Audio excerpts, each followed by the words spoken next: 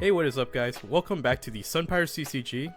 Today we are reviewing and discussing Sakazuki, so a couple new builds coming out of the OP6 format.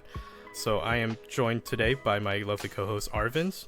Both he and I have a lot of experience on Sakazuki. I myself have a top 64 from the North American finals, as well as Arvind, who has a top 8 in a recent Treasure Cup. So yeah, let's get right into it. So here's an example deck list from the Carta Magica Online Regional, like about a week and a half ago as we're recording this. This is an example of the traditional builds, as you see, with the Ice Ages and Great Eruptions that you'll recognize from the OP5 versions. Coming in from OP6, of course, we have our new bomb in Gecko Moria, since he's just so powerful in the list, being able to revive basically the entire deck, sans Saba, Borsellino, and our Virgo, right? Reviving something along the lines of like Kuzan plus one of your searchers to accumulate 2 extra cards, or being able to revive your Lucci and Helmeppo together in tandem with your other leader and shrinkers to clear your opponent's board. Just a really powerful tempo play that's been added to the deck for OP6. This is the stage variant of Sakazuki, as noted by the lack of eruptions and Ice Ages and the inclusion of Marine Fort and more Amanu Murakumo swords. As we've replaced Lucci's for more Amanu Murakumo swords, we have better matchups into the Mirror, Moria, and Katakuri to deny their trash manipulation and on KO effects, such as Perispero and Kikinojo. This is Giovanni's list from Crefeld Regional last week. As of this recording, his list is a slight variation on the list posted by Seafood King a couple weeks ago, with the inclusion of more Sabo and Borsellino blocker. Okay, and moving on. So now for us to compare the two builds, let's talk about the traditional build first. So some pros that we found when testing it is that, of course, similar to what we're familiar with from OP5, is that Ice Age and Eruption still gives us that flexible late game reach for cost reduction. You have that sort of higher burst, right, with Ice Age being able to go -5. It's also a sort of a familiar playstyle for those that played Sakazuki in the OP5 format. Again, you're playing a lot of the same cards. You're just a little bit more powerful with your extra Searcher and Tashigi, and obviously your extra, like that extra oomph in your top end from Moria, of course. Couple key differences for the traditional build too is that Great Eruption draws us deeper into key pieces like the 8-cost Moria, which is important because over time, especially when you're in the mirror match or against the Gecko Moria leader, which is also a very popular archetype, in these sort of matchups, they can come down to a sort of an 8-cost Moria war, where if both players are playing optimally, it can just come down to whoever's drawing more Morias. Some other points is that a key turn enabled is the 9 Dawn Moria play against the mirror match and the Gecko Moria leader. So we have a little graphic here for 9 Dawn. Assuming that your opponent on 8 Dawn played their own Moria and revived an important 4-drop like a Kuzan or a Lucci, as we have illustrated here. For 9 Dawn with an Ice Age and a Moria, and these cards in trash, you can very effectively clear this board. As you can see, the Ice Age in the leader swing shrinks Moria by 6 costs, making him a 2. And then when you summon your own 8-cost Moria, reviving Lucci and Helmeppo will shrink the 4-drop by 3, making it a 1-drop, and then Lucci is able to clear both. So it is a very powerful tempo swing for 9 Dawn that Sakazuki has in store with the traditional build versus the mirror match and for the Gecko Moria leader. And then going on for some of the potential cons of the traditional build. In the turns that you are activating Great Eruption and or Ice Age to perform cost reduction, that is Dawn that you are utilizing in that turn that could have otherwise been used to cast bodies like your Luccis, your Hinas, or even to swing with your leader, or even to Dawn up your little searchers to swing with those two.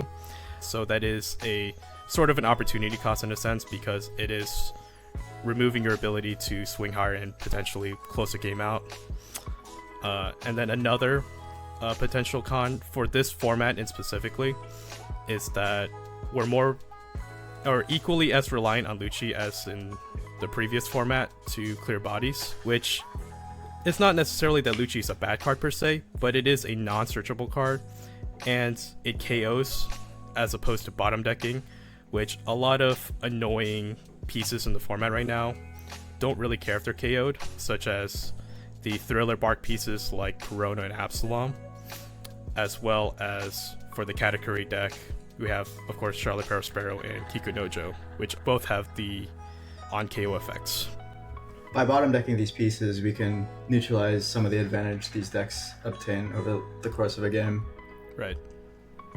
And I think that leads us into the pros of the stage build. Some pros of the stage build include 3 Amanuma Kumo Swords, which is a useful card for dealing with our meta opponents' boards such as Moria, Sakazuki, and Katakuri. We can deny trash manipulation and powerful on KO effects by just bottom decking our problems. Because our leader and our stage -2 cost to our opponent's board, these problem cards don't require any additional shrink from our hand to deal with. We save slots on not including Ice Age Interruption, so we can include more of these bottom deck cards. In the late game, our 10-Dawn turns with Moria include producing a blocker, an attacker, and bottom decking our opponent's board, which can be strong in the late game when we may not be as healthy as we were earlier in the game. This is a key turn the stage build enables.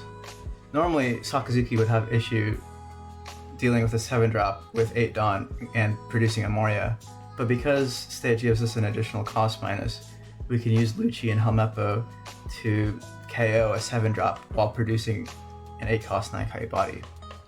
Yeah, and especially for this kind of matchup with Katakuri, this is a very common thing you'll be seeing, right? When they're taking the odd curve, is that they'll have the 7-drop Big Mom on their 7-Dawn turn, and also for the mirror match, right? When we are against Sakazuki on their odd curve, a lot of the times they'll put on 7-Dawn their 7-drop Borsalino, which again, we can pretty much do the same play here.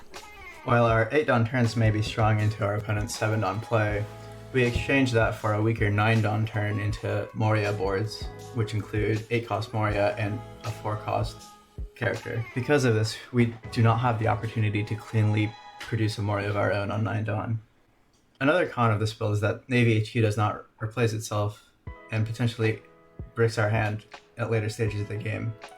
Cards like Hina and Stage are cards we have to keep in our hand sometimes because we no longer have the burst cost reduction of Ice Age or the draw potential of Great Eruption. Right. So even though it can be considered as easy discards for our leader ability with the extra stages and Hinas, it does kind of add up into certain board states where you might have too many in your hand at the same time, whereas Eruption actively draws you into your next piece that you need, or maybe into like some amount of counter that you need to protect yourself with. So to conclude, which build is better?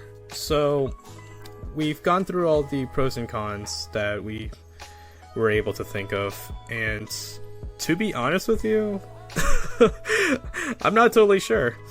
There are some clear pros, as we talked about earlier with the stage build, against Moria and Katakuri, with the ability to be bottom decking more units through Murakumo Sword, which is super relevant, but it is hard to say because like that little drop in consistency does go quite a bit of a way due to like just lacking that replacement effect with Great Eruption, being able to dig deeper for your Morias, and just the fact that it replaces itself in the first place as opposed to Navy HQ, which you just have to hard commit a card out of your hand. The deck is also notably weaker into certain matchups without opening stage, as it is a card that accrues value over the course of a game, but seeing that card in the late game, you may not have the opportunity to play it. Yeah. In my testing, and I guess I'll ask you this, Arvin, in a second, but for the mirror match, what do you think is better? I personally feel that the Great Eruption / traditional build is slightly more favored because of what we stated earlier with Eruption being able to dig a bit deeper and just being able to maintain card parity. for casting itself. But what do you think? I really think it depends on which pieces you get to bot deck as the stage build, and if the traditional build is able to find those pieces again. That is true. The Sakazuki leader was banned for a reason, and I believe that draw discard lets you get there regardless of build. I think the choice of build really depends on what power spikes players want to play during a tournament. Right. Like you said, I really think it does depend on the player, right? It just, because of how powerful Sakazuki is with his hand filtering ability, is just what kind of board states you tend to get yourself into. And it really depends on your metagame too. I would agree, if with what we're seeing in the regionals lately, with Katakuri being as popular as he is, I might bet harder on the stage build, because I do think that has a slight edge as opposed to the traditional. I can agree with that. I think time will tell during our OPO6 format running into EBO1 which build will prevail as the meta develops. Yeah. But, alright guys, I think that will wrap it up for today. Thank you so much for watching, and let us know in the comments too which build you think is better if you've been testing with and playing with Sakazuki the past couple of weeks. We'd really like to hear your thoughts as we get into more regionals coming up very soon. I mean, we know Sakazuki's getting banned, right? But still, as of recording this, 2.5 months, so he'll still be a pretty heavy presence in the meta, and especially too once Black Yellow Luffy comes out, he's actually pretty strong versus that deck as well.